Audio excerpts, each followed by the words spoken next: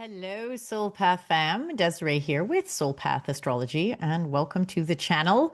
Welcome to this week's readings and Astro Energy Report.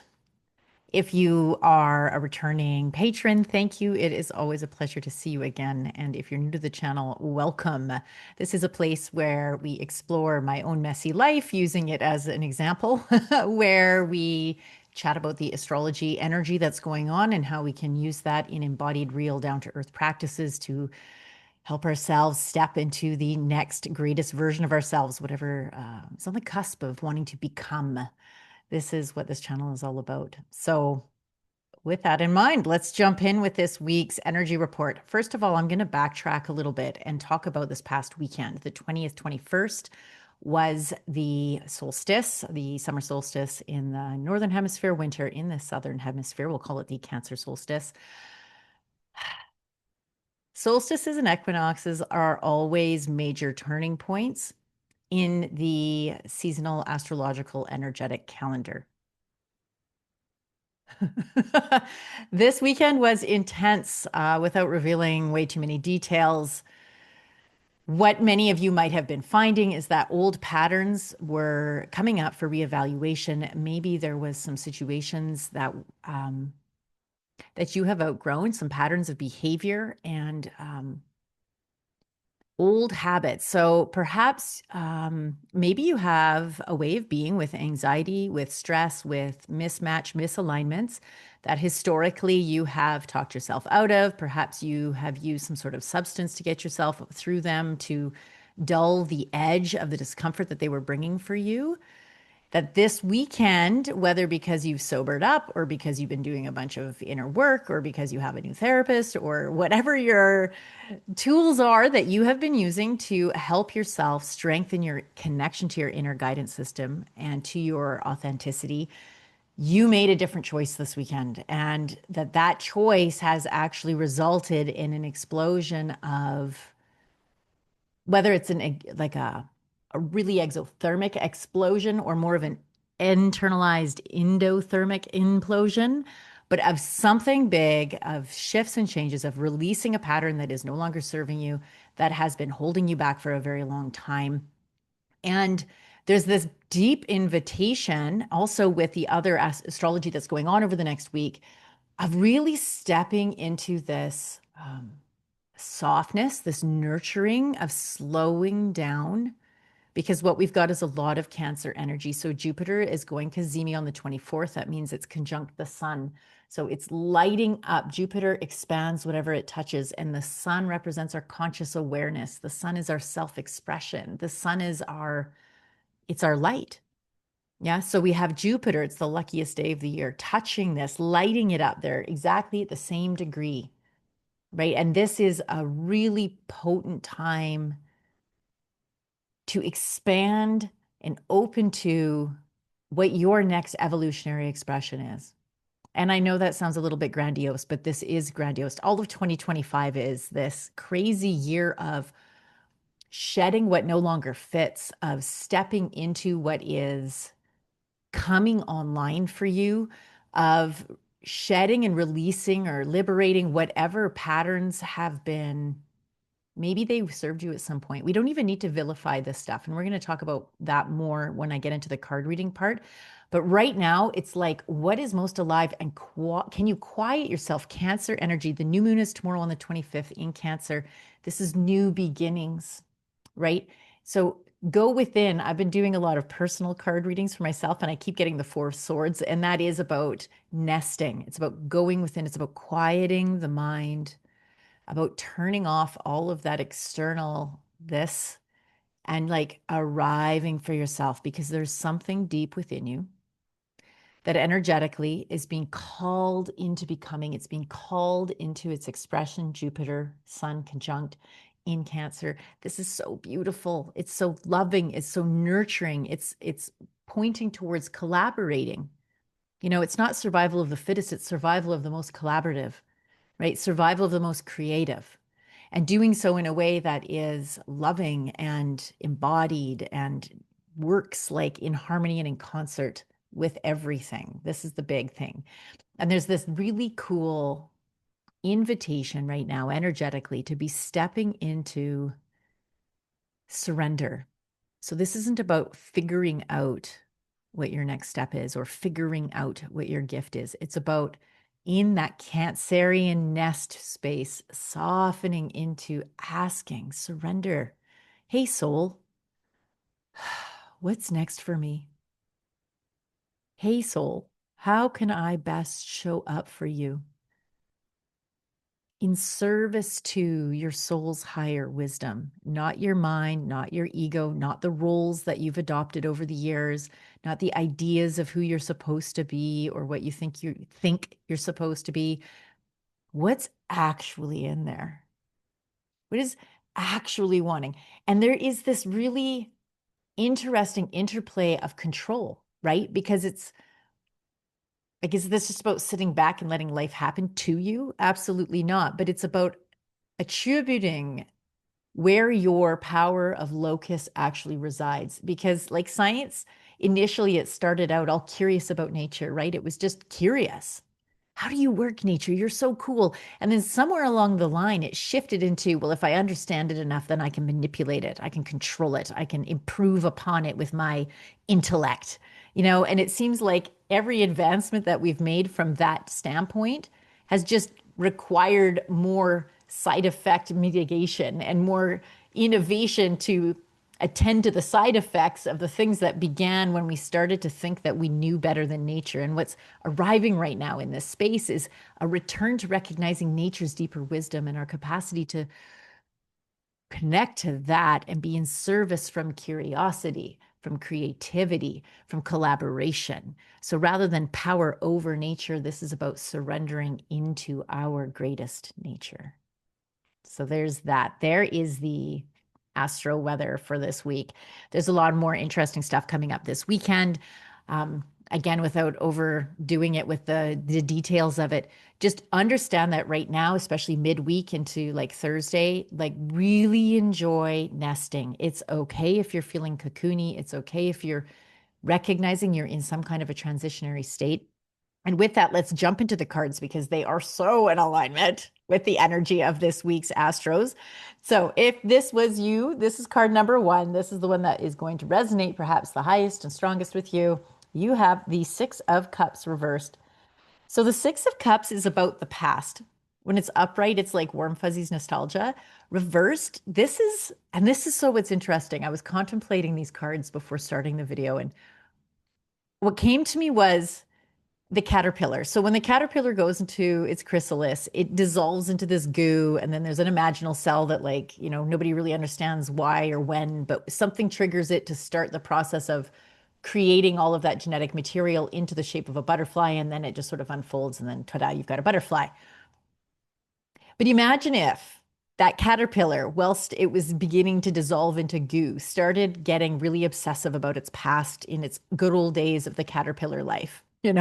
What if it was refusing to allow itself to dissolve by clinging to the memories of what it was to be a caterpillar?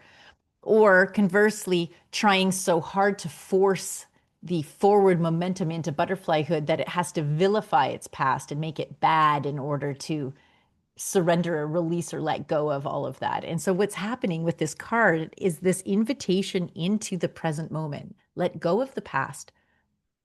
It isn't necessary to either obsessively like go down memory lane and pine for what was. It isn't necessary to psychoanalyze and try to understand why some bad thing happened to you. I mean, there's times and places for that, but right now, energetically, and if this was your card, the invitation is to like let all that go.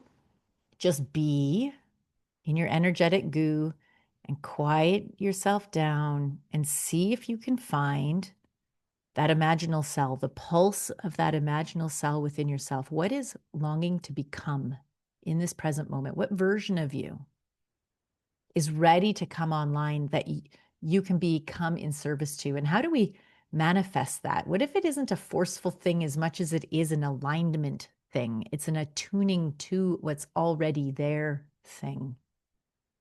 Maybe there's some invitations to think about that with this card as well.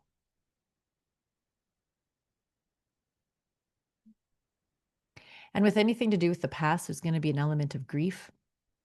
And in order to not get lost in the grief, we have to attend to it. So, where can you somatically feel into where you might be feeling grief, and without creating the story around it, without going through a bunch of old pictures or, sifting through mental memories of what was, can you just arrive for whatever is here presently? And when it goes, it goes. And if you stop feeling grief, that is not indicative of whatever you had not being important or not having mattered to you or having been a mistake. It isn't. Like, I think sometimes we confuse feeling grief with, to the degree that you feel grief and the length of time in which you feel it is proportionate to how important that relationship was to you, or that period of time was to you, or that person was, or whatever, right? And so we'll almost force ourselves to stay in a state of grief and clinging and reminiscing and nostalgia, because if we don't, the fear is that somehow that means that relationship was wrong, or that, choosing it was a mistake, or ending it was a mistake, or getting into it in the first place was a mistake. And this is, none of that is true. It was what it was. It was perfect in its moment. And now, how can you arrive for this present moment?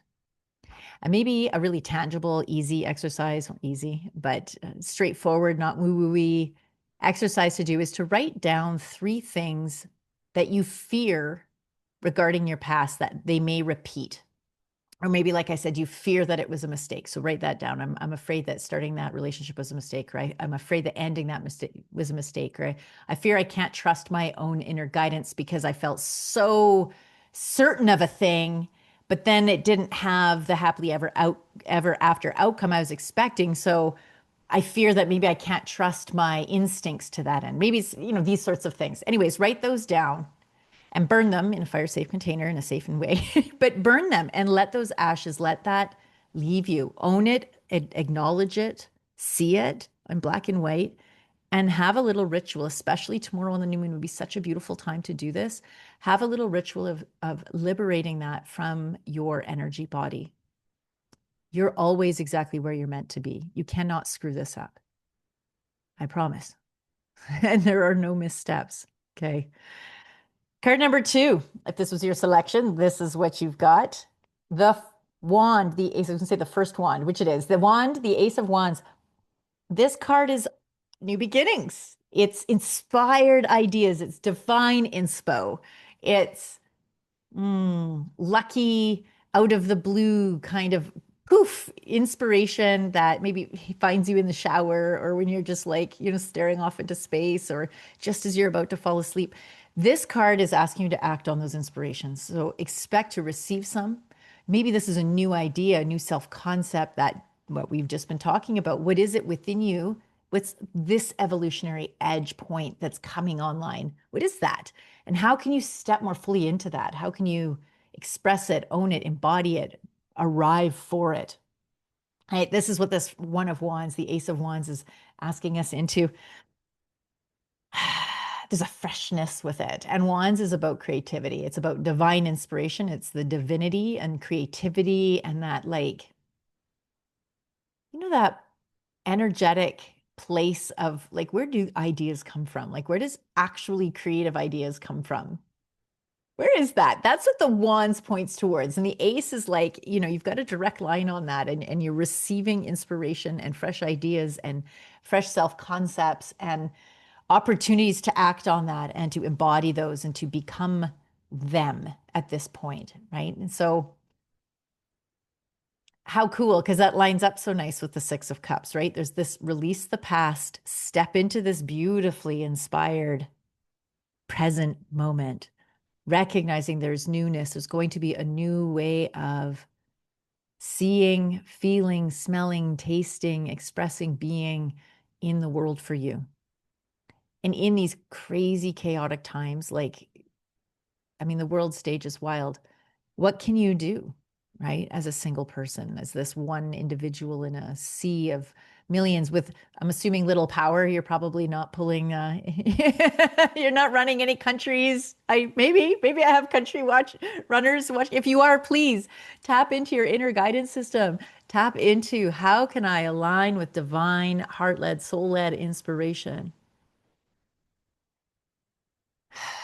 in my own life, because when I arrive from that place, then I act from that place. And it's all of us acting from that soul-led place that will usher in this new human, this new understanding, this new expression, this new evolutionary expression of what it means to be consciousness, right?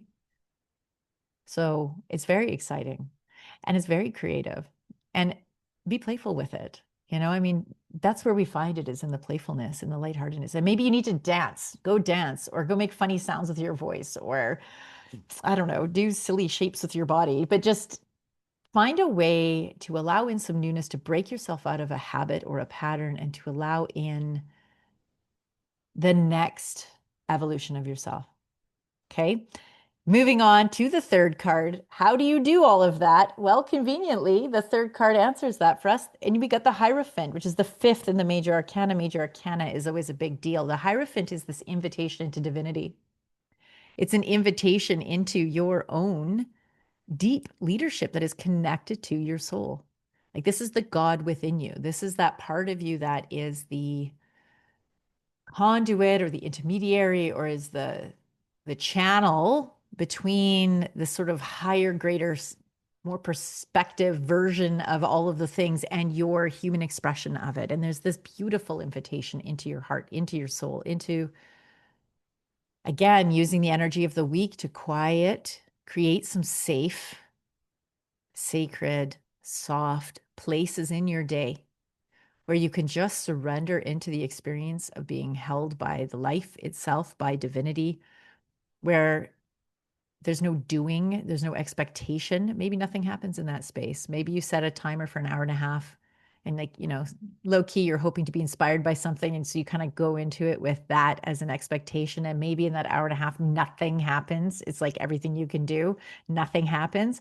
The not anything happening is the very thing that would have needed to happen for you. There's a gift in that, in the perceived failure. But set some time for yourself, particularly tomorrow, where you really allow yourself a nest to connect with your own divine guidance, to connect with that place within you that is connected to the earth's pulse, to the cosmos's hum, the tone of the universe itself. Like, can you connect to that sound?